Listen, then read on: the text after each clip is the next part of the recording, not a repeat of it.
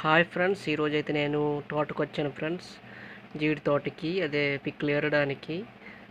ఆ తోటలో ఒక్క జీడి తోటే కాదండి, ఆ తోటలోనే ఇది అనాస మొక్కలు కూడా ఉన్నాయి చూడండి. బయట చూస్తే ఏమో ఎండ చూడండి, ఒకసారి బయట ఎండలాగా మాడిపోతుంది, మండిపోతుంది ఎండ.